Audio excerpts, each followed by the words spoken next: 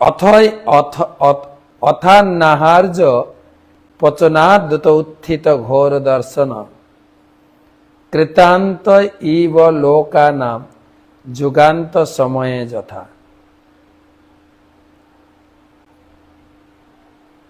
অথান্তাহার্য পচনায় দুত্থিতা ঘোর দর্শন কৃতান্ত ইব লোকানাম যুগান্ত সময়ে যথা। তারপর অন্নহার্য নামক যজ্ঞের দক্ষিণ দিগস্থ অগ্নি থেকে প্রলয়কালীন কৃতান্তের মতো এক ভয়ঙ্কর দর্শন, এক অসুর উৎপন্ন হয়েছে। ইন্দ্র শত্রু থেকে ইন্দ্র যার শত্রু, সে উৎপন্ন হন। সেই জন্য মহাপ্রভু এই কলিযুগের জন্য বলে, এটা তো সত্য যুগের ঘটনা। মহাপ্রভু কলিযুগের জন্য বললেন কেবল হরিনাম করো।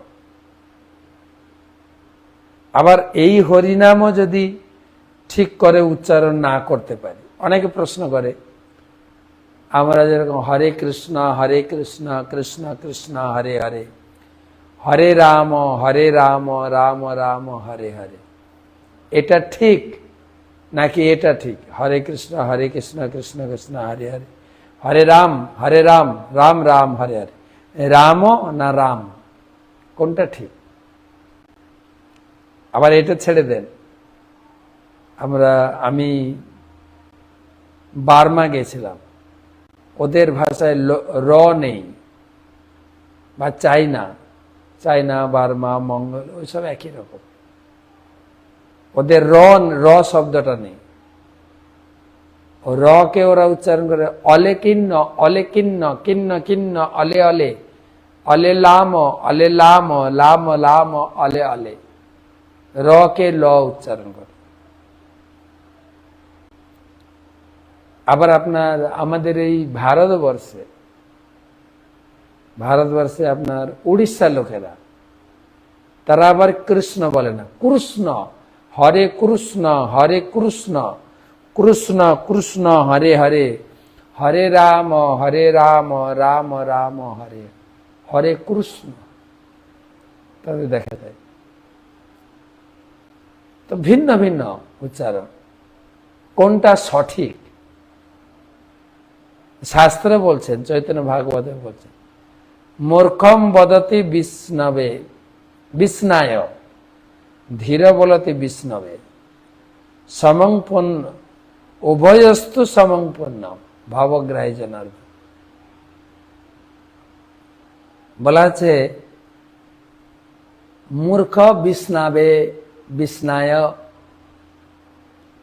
আর যে পণ্ডিত বলছে সে বলে বিষ্ণবে, মূর্খ বলছে বিষ্ণাবে বা বিষ্ণায়, আর যারা সঠিক উচ্চারণ হচ্ছে বিষ্ণবে, আর যারা সঠিক উচ্চারণ করতে পারে না তারা বলে বিষ্ণায়। কোনটা ঠিক? শাস্ত্র বলছেন উভয়স্তু সমংপন্ন, পুণ্য একই, ভাবগ্রাহী জনার্দন। কে বিষ্ণায় আর কেউ বিষ্ণবে, কোনটা ঠিক? বলে দুটোই ঠিক। কেন? ভগবান ভাব গ্রহণ করেন। আরো দেখা গেছে মহাপ্রভু যখন রথের সামনে নৃত্য করতেন আর ভাবাবিষ্ট হয়ে ভূমিতে মূর্ছিত হয়ে পড়তেন, পুরো জগন্নাথ নাম উচ্চারণ করতে পারতেন না। Jug jug jug jug jug jug, এটা বলুন, পুরো নাম তো হচ্ছে না। জগন্নাথ না বলে জগ জগ করতেন মহাপ্রভু। তো সমান ফল। তাই আমাদের বর্তমান কলিযুগে অতটা সঠিক, বিশেষ করে হরিনাম উচ্চারণের ক্ষেত্রে এর কোন সঠিক নির্দেশনা দেননি। একে তো বাংলা মন্ত্র, ওটা সংস্কৃত না। হরে কৃষ্ণ কৃষ্ণ কৃষ্ণ হরে হরে, হরে রাম রাম রাম হরে হরে, হরে কৃষ্ণ কৃষ্ণ কৃষ্ণ হরে হরে, হরে রাম রাম রাম হরে হরে, হরে রাম। তারপরে হরে কৃষ্ণ কৃষ্ণ কৃষ্ণ হরে হরে, হরে রাম রাম রাম হরে হরে। অলে কিন্ন কিন্ন কিন্ন অলে অলে, অলে লাম লাম লাম অলে, অলে কিন্ন কিন্ন কিন্ন হরে অলে, অলে লাম লাম হরে। হরিনাম আমাদের তো বিভিন্ন দেশের লোক আমাদের ইস্কনে যুক্ত, বিভিন্ন ভাবে মন্ত্রকে, আবার কেউ কেউ হরে কৃষ্ণ হরে কৃষ্ণ হরে কৃষ্ণ কৃষ্ণ কৃষ্ণ হরে হরে, হরে রাম রাম রাম কৃষ্ণ কৃষ্ণ কৃষ্ণ কৃষ্ণ, কৃষ্ণ না বলে কৃষ্ণ, হরে কৃষ্ণ হরে কৃষ্ণ কৃষ্ণ কৃষ্ণ হরে হরে, সমান ফল। উভয়ম তো সমং পুণ্যম, কেননা ভাবগ্রাহী জনার্দন। কোথায় কোথায় শাস্ত্রে লেখা আছে, হে কৃষ্ণ করুণা সিন্ধু দীনবন্ধু জগৎপতে গোপেশ গোপিকা কান্ত রাধাকান্ত, রাধাকান্ত নমস্তে। একজন এটাকে উচ্চারণ করছে, হা কৃষ্ণ করুণা সিন্ধু দীনবন্ধু জগৎপতে গোপেশ গোপিকা কান্ত রাধাকান্ত নমস্তে। একজন ভক্ত বলছে, হা কৃষ্ণ না হে কৃষ্ণ বলুন। আমি যে দুটাই ঠিক, পাশে দাঁড়িয়েছিলাম, দুটোই ঠিক, হা কৃষ্ণ হে কৃষ্ণ। হে কৃষ্ণ হচ্ছে সম্বোধন, হে কৃষ্ণ। হা কৃষ্ণ মানে আবেগ, হা কৃষ্ণ আমার কি হবে গতি, আমার কি হবে গতি। হা কৃষ্ণ হে কৃষ্ণ। তবে বৈদিক কর্মকাণ্ড যজ্ঞ সম্পাদনের জন্য হিসাবে খুব সাবধান থাকত, মন্ত্র সঠিক উচ্চারণ করত। তাই মন্ত্র একটু ভুল হওয়ার দরুন কি হলো, বিশ্বগ্নি বর্ধমানম তমিসু মাত্রম দিনে দিনে,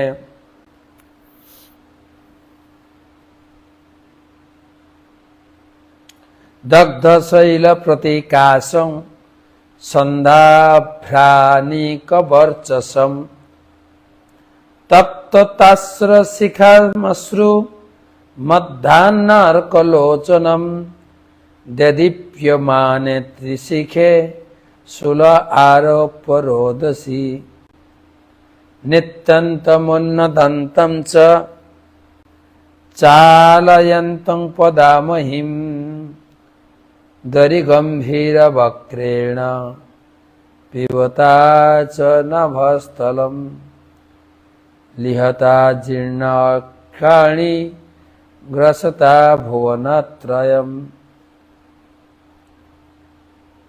মহতা রৌদ্রদংষ্ট্রেণ জিহ্যমাণম মুহুর্মুহ, বিত্রস্তাদ্রুর্লোক্য ভিক্ষ সর্বে দিশো দশ,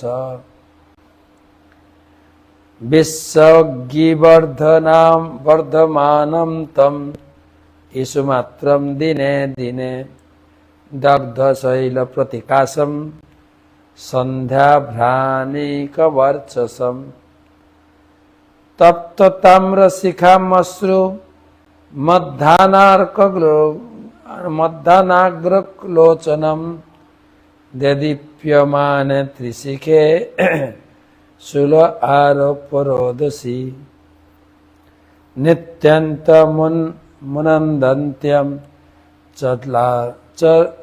চালয়ন্तं পদামহিম, দরিগম্ভীরবক্রেণ পিবতা চ নভস্থলম, লিহতা জিহ অক্ষাণি গ্রসতা ভুবনত্রয়ম, মহতা রৌদ্রদংষ্ট্রেণ জিহ্যমাণম মুহুর্মুহু, বিত্রস্তা দদ্রুর্লোকা ভিক্ষ সর্বে দিশো দশাঃ।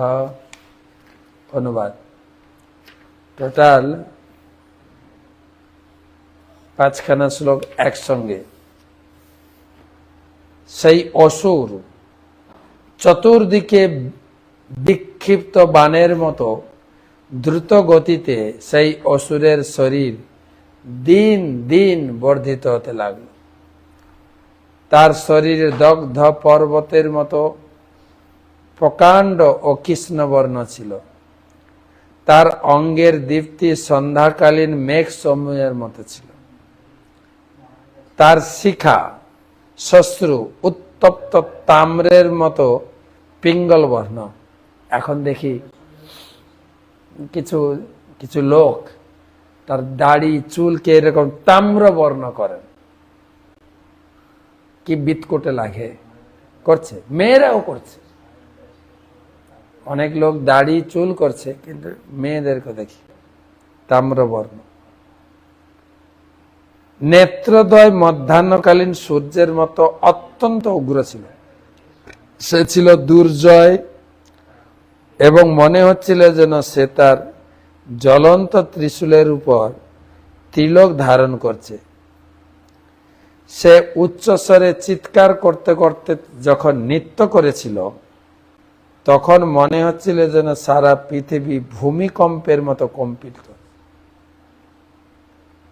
সে যখন বারবার জিহ্বন করছিল, তখন মনে হচ্ছিল যেন সে তার পর্বত গহ্বরের মতো গভীর মুখের দ্বারা সমগ্র আকাশ গ্রাস করার চেষ্টা করছে।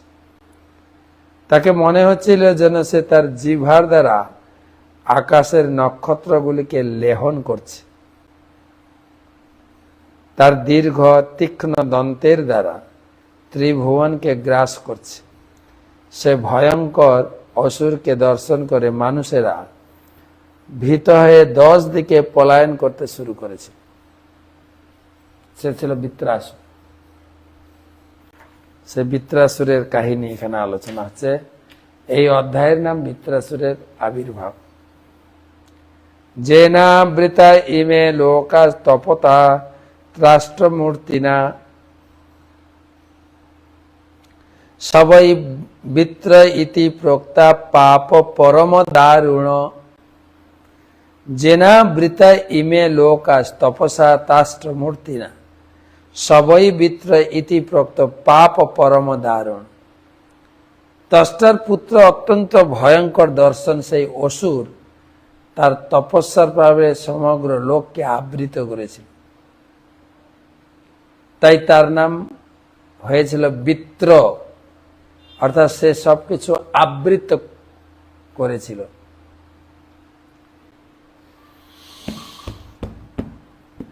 বৃত্রাসুরের কাহিনী শুরু হবে। তম নিজঘ্নুরভিদ্রুত্য সগণা বিবুধর সভা সৈ সৈদীর্বাস্ত্রস্য স্রোঘৈ সগ্রসতত্তানি কৃতস্নস। তম নিজঘ্নুরভিরুদ্য সগণা বিবুধর সভা সৈ সৈদীবাস্ত্র শস্ত্রঘৈ সৌগ্রসত্তানি কৃতস্নস। ইন্দ্র প্রমুখ নেতারা দেবতারা সসৈন্যে তার প্রতি ধাবিত হয়ে তাদের দিব্য অস্ত্র দ্বারা আক্রমণ করেছিলেন, কিন্তু বৃত্রাসুর তাদের সমগ্র অস্ত্র শস্ত্র গ্রাস করেছিল। দেবলোকে কত ঝামেলা, যখন তখন অসুরদের আক্রমণ। এই জগতের মতোই এই জগতে তো সবসময় শত্রু লেগেই আছে। যেরকম আজকে মন্ত্রী পরিষদ গঠন হলো, কিছু লোক ভালোভাবে নিয়েছে, নতুন সরকার আসছেন, আমরা কাছে পাবো, অনেক কাজ পাবো, অনেক বিপদে আপদে তাদের কাছে পাবো। আবার কিছু সরকার, কিছু লোক তাদের বিপক্ষে সবসময় রয়েছে। এই ভক্তি জীবনেও কেউ যদি একটু ভক্তিতে বেশি উন্নতি করে, তার পিছনে লোক আছে। তো সেই জন্য সবসময় সতর্কতা অবলম্বন এবং ভক্তি পথ থেকে যাতে বিচ্যুত হয়ে না যায়, সবসময় ভগবানের শরণাপন্ন। যেরকম ওঝা বা সাপুড়ে তারা সব সময় দেহকে মন্ত্রের দ্বারা বন্ধন করে রাখে, যাতে কোনো প্রকার শত্রু তাদের শরীরকে স্পর্শ করতে না পারে। ঠিক সেরকম আমাদের সবসময় ভগবানের নামের দ্বারা, কলিযুগে তো হরিনাম, হরিনামের এত রেস্ট্রিকশন নেই। হরিনামে যেখানে থাকি না কেন, যে পর্যায়ে থাকি না কেন, পবিত্র অপবিত্র যেভাবে থাকি না, কি খাইতে শুইতে নাম লয় যথাযথ, কি ভজনে কি শয়নে কি বা জাগরণে অহর্নিশে চিন্ত কৃষ্ণ বলভবদ। আমার গুরু মহারাজ বলছেন আমি সবসময় হরিনাম করি। তাই 16 মালা জপ করাটা আমার কাছে কোনো ব্যাপার নয়। আমি যখন বাথরুমে যাই, যদিও বাথরুমে বিট ব্যাগের কিছু দিক নির্দেশনা আছে, নিয়ে যাওয়া যাবে যাবে না, কিন্তু আমি ওখানে কর গুণে জপ করি। একবার গুরু মহারাজ সকালে উঠে, গুরু মহারাজের 3টে শিফট থাকে, গুরু মহারাজ যেহেতু অসুস্থ, 3টে শিফট, 4 জন করে ভক্ত সবসময় থাকে। সকাল 5টা থেকে দুপুরে 1টা, আবার 1টার পর থেকে সন্ধ্যা 8টা 9টা, আবার 9টা থেকে ভোর 5টা। তো ভোর 5টায় যখন যে ভক্তদের শিফট ছিল, সেবার শিফট, তারা যখন গেছে, তখন গুরু মহারাজ বড় একটা অভিযোগ নিয়ে এসেছে। জানো, কালকে রাত্রে যে ভক্তদের শিফট ছিল, ডিউটি ছিল, তারা আমাকে ঘুমাতে দেয়নি।